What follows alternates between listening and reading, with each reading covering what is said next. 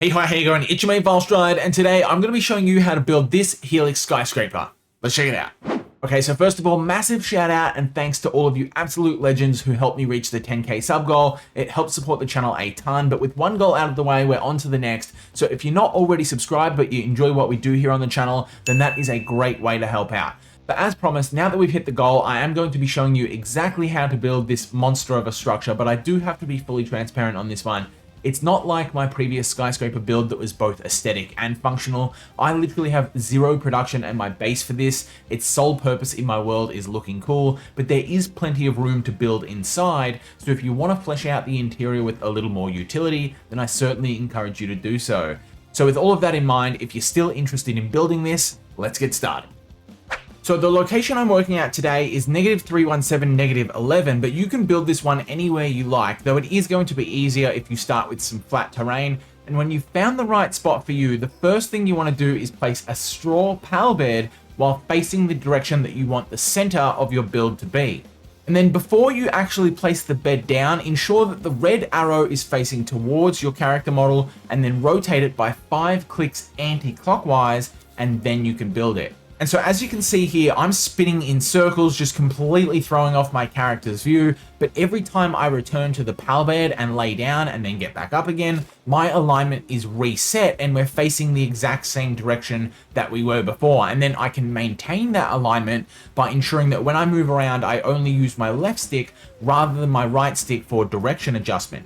And I have to give credit where credit is due. This is not a methodology that I came across on my own. I learned this from Helix Palworld. They are fantastic content creators who do amazing builds. I definitely recommend you guys go and check them out.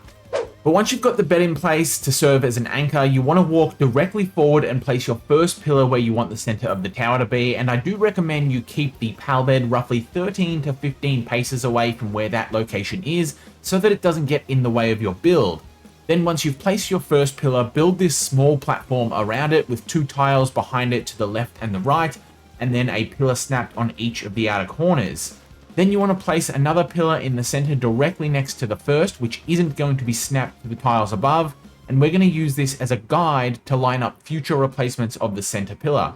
Now I like to place this one so that the 2 pillars are flush with one another at the front, and so that this little kink at the bottom of the left side pillar curves into the groove of the pillar on the right.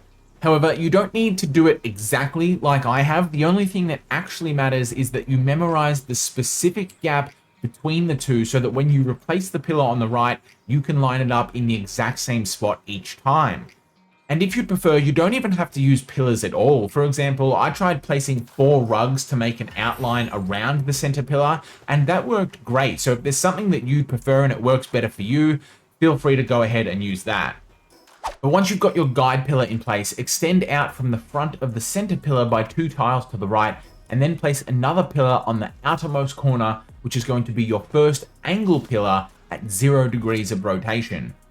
Once that's in place, you can go ahead and delete the 2 extension tiles so that the 0 degree pillar is isolated, and then you also want to delete the center pillar, but note that we're not deleting the guide pillar. That one stays exactly where it was. Now you want to go back to the pal bed and reset your view, and then you should be able to walk directly forward to replace the center pillar, but note that you want to be looking towards the ground here because you don't want it to snap to the tile above. You just want to manually position it in the same spot that it was before by lining it up against the guide pillar. But then before we actually place it, you want to rotate it just 1 click clockwise, and then you want to extend it out by 2 tiles again, once more followed by a pillar at the end. And as you can see, these 2 are now at slightly different angles of rotation, with the first of these being the 0 degree pillar and this new one being at 10 degrees because that's the angle that each click rotates the pillars by. And now you're good to just keep repeating this process over and over again, deleting the extension tiles and the center pillar each time to start anew, like you're seeing in the footage on screen now. However, with each repetition, you will need to establish a new increment of rotation, and you should be noticing that when you build your next pillar after getting out of the pal bed, it's already rotated by the angle that you last used, which actually makes it harder to line it back up with the guide pillar. So what I like to do is reset it to its starting position by rotating it anti-clockwise by the same number of clicks that we previously rotated it by. So for example, you're currently watching me place the 30 degree pillar. So for this, you're going to see that it starts off at 20 degrees. We want to rotate that 2 clicks anti-clockwise to reset it so that it's straight again. And then I can line it up against the guide pillar. And once we're happy with the alignment, rotate it 3 clicks clockwise to get the 30-degree angle. And then you can place the extensions followed by the pillar at the end, and you're good to keep going. Now, it is worth noting that this step isn't 100% necessary. If you can just somehow place the pillar in the same position each time, rotated by the correct amount, then that's going to work. But for me, that was nearly impossible. This system helps me control the accuracy a lot more, and I do recommend it because this part of the process is hard, and it is by far the hardest part of the entire build. I promise you it gets easier after this, but if you get this wrong, then the rest of your build will be all out of whack. So I do recommend spending some time here and even redoing it all a few times if you need to, until you get all of the angles as accurate and evenly spaced as you can. All up, you're going to want to repeat this step until you have a total of 10 pillars, which should range from 0 to 90 degrees. However, you will need to start walking around the pillars once you've got about 7 or 8, and you want to be extra careful at that point to ensure that you're only using your cardinal directions and that you're not actually shifting your character's model view, because that can make it harder to maintain the correct alignment against your guide pillar. Alternatively, you could remove the 7th pillar temporarily, but if you do, then I recommend putting in a placeholder pillar closer towards your pal bed by extending from the 7th pillar with some floor tiles like you can see I've done here, so that you can easily put it back into place later. However, those 10 pillars are only going to give you rotational increments of 10 degrees, which is not enough to create the subtle curves that we need when we scale the building up. So we need to add 5-degree increments between each of the existing pillars. And for this, you need to place a defensive wall that is parallel to your starting platform, but is a little off to the side so that you've got some space to work with.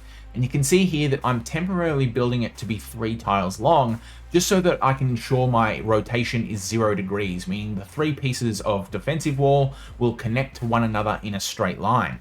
And then once we're confident that our phantom panel is being built at 0 degrees, meaning if we were to place it, that it would continue in a straight line, then we can delete the other 2 panels and replace them with one panel connected to the first piece of defensive wall. But this time you want to rotate it just 1 click clockwise, which is going to be 5 degrees instead of 10, because the defensive walls have a smaller increment of rotation.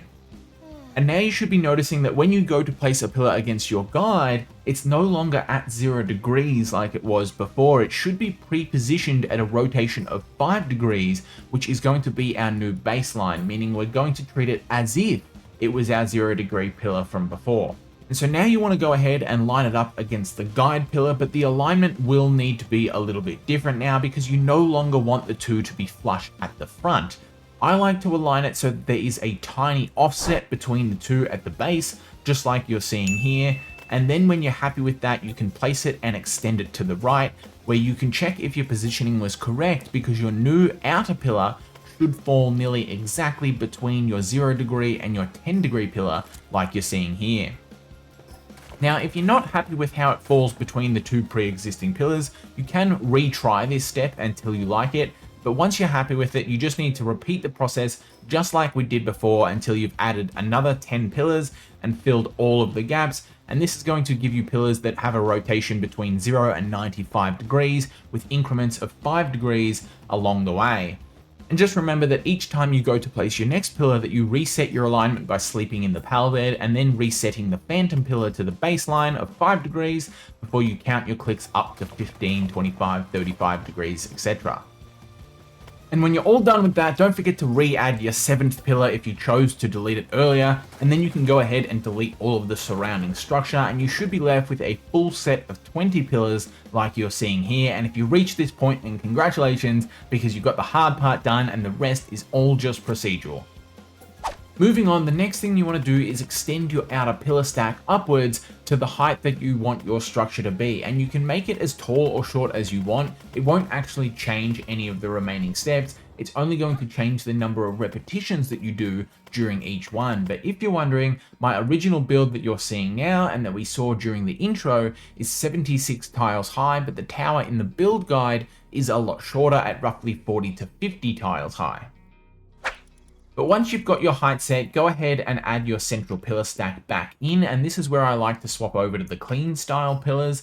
And then you want to start laying your bottom level foundation by building out around the area of the central pillar. So the overall dimensions for your bottom foundation is going to be a 14 by 14 square, with the center pillar being at the very center, which is the junction of the 7th tile from each end, as illustrated in this little floor plan that you're seeing on screen now. And you're also going to need to leave a couple of tiles out to build around the pillar stack. Now, it's also worth noting that you can't fully fit a 14 by 14 square into the radius of the base because the corners are going to be sticking out. So you need to either change your world settings to turn the base degradation timer down to 0, meaning that structures outside of base don't decay, or you need to build a 12 by 12 foundation instead, which will still work. It just means that you have no extra space around your base once we put all of the walls in.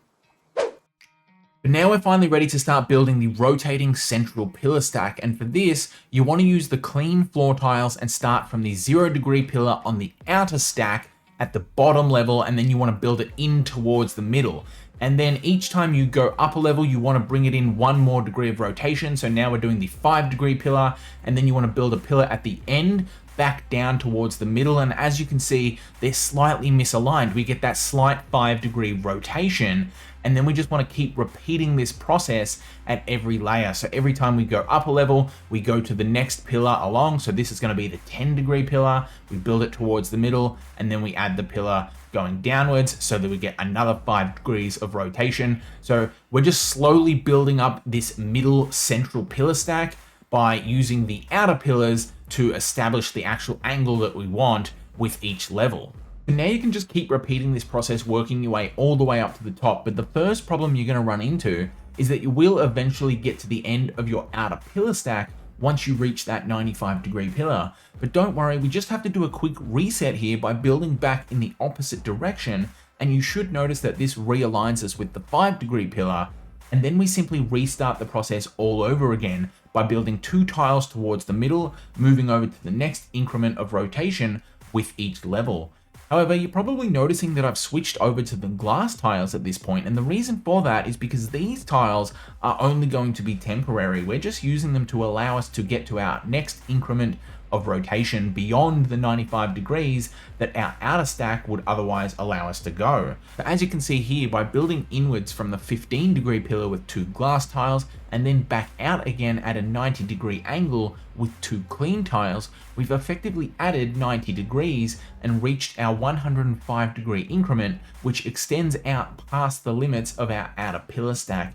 And this is why we only needed to build 90 to 95 degrees worth of rotational increments during the first part of the process, because from there we can get a full 360 degrees if we need it by utilizing the game's natural grid system.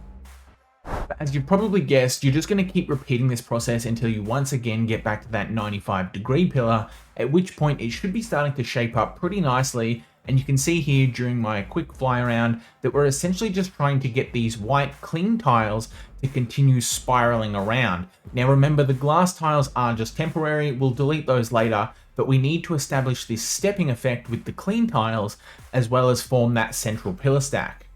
So once you've gotten to this point and you've reached that 95 degree pillar again, then you need to do another reset where we use the glass tiles to build back towards that 5 degree pillar. But this time we need to add 180 degrees instead of just 90. So we're going to extend the clean tiles straight out in the opposite direction rather than at a right angle like we did before. And this should allow you to get those next increments. And from here, you just keep repeating the process all the way up to the top. Your height or the amount you'll need to do will vary depending on how tall you want to make your build, but once you get there, it should end up looking something like this. But now for the fun part, because you get to start breaking some stuff. So first of all, go ahead and remove all of the glass tiles so that they don't get in the way and confuse us later. And then you can remove the outer stone pillar stacks until you're left with only the central pillar stack and the clean rotating tiles that step up with each level. And then finally, I like to delete the bottom 2 levels so that it starts from the 3rd story up. And after that, you need to recreate this pattern at every single level of the build, starting from those 2 yellow tiles that you can see highlighted on the floor plan, which are the 2 tiles we already have in place, connected to the central pillar stack. Now, fair warning to you, all of the remaining steps in the build are incredibly simple, just like this one, but they do take a long time because there are so many repetitions and it can get a little tedious. So I recommend chucking in a podcast or something while you go around and around in circles, building your way all the way to the top.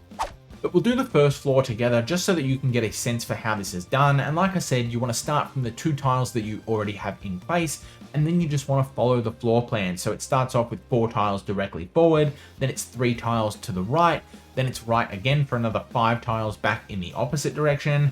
And then at this point, take your first left for 2 tiles, then right once more for another 3. And now you just want to keep counting it out like this, following the numbers that you can see on the plan until you complete a full lap.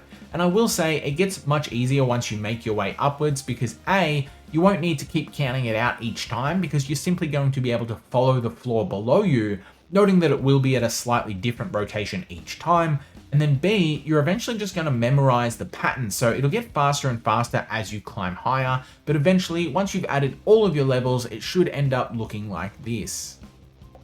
Next up, we're ready to start adding our wall tiles, and for this, I like to start at this side section where we want to create this little box which is 3 tiles across the face and then 1 tile on each side towards the center. And as you're seeing here, it can be a little bit annoying to place this one because of the height, but a bit of grapple work should get the job done. However, if you're wondering why we don't just build from the ground up, it's because you can't, given that the upper floor that we're building from is on a different angle of rotation to the ground floor. So we have to start from the top and build downwards, which is a theme that we're about to see a little bit more of. So after you've done the bottom 3 tiles, climb up to the first level where we'll be adding more walls. But once again, we're not going to be snapping the walls from the floor below us. We'll be snapping them from the floor above, and at this point we just want to repeat the same pattern we did below, where we create this little U-shaped open box so that the outer face is 3 tiles wide, and then once again just climb up each level and repeat the process each time. And then when you've finally made it all the way to the top, go back and do it all again 3 more times for each side until it finally looks like this. And now you're ready to start on the glass walls, which are a little bit more involved. So start from the bottom level, and here you just want to build downwards from the floor tiles above until you reach the ground level, and it should eventually look like this, noting that you've got this little offset in the corner. But after you've got the ground floor in place, then you want to head up to your first story, and for this there are a few nuances that we have to pay attention to. So first of all, you do want to place a tile here like this, but you don't want it to be your first tile, because if you place that tile, then you're not able to place a tile here, because for some reason the game doesn't like the order of this. But if you do it the other way round and you place this tile first and then that tile, then they manage to clip together. Now, I don't know why it works this way, and it won't necessarily be the case for all of your other sides. There may be a small gap between these two, in which case that's fine. It just depends on your particular rotations. But if you do run into this issue, just use that particular order so that you get the clipping correct.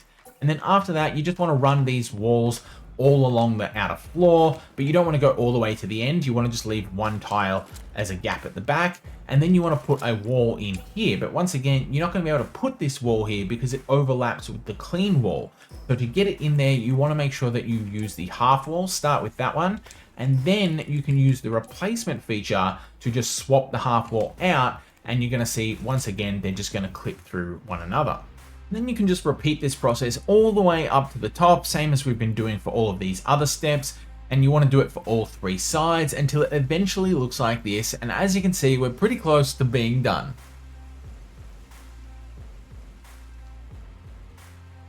We've got just a couple of finishing touches to go, so let's start with some clean fencing around the outer edge at the very top floor, as well as some wall on the inner edge until it looks like this. And then go ahead and cover the gap with some floor tiles before putting a final layer of fencing around the new edge to finish off the roof. However, if you want, you can also add some trees up here for decoration, which I think looks kind of cool, especially when you see it from a distance. And then finally, head back down to the ground floor and replace these 4 glass tiles with 2 of the new glass archways to create some entry points which you want on each side. And that's it. Now you can start decorating the interior however you like. And for me, I've turned the building into a sort of fancy restaurant, but like I said during the intro, if you want to go ahead and put a bunch of production in here, there's plenty of room to do so. You might just want to build some stairs to take advantage of the height. Either way though, that's where I'm going to leave it up to you guys to express your creative freedom. And if you do end up finishing the build, then feel free to join the community Discord, which I'll leave a link to in the description down below, and post some screenshots. I'd love to check them all out. But otherwise, thank you for watching. I'll catch you next time. Have a good one.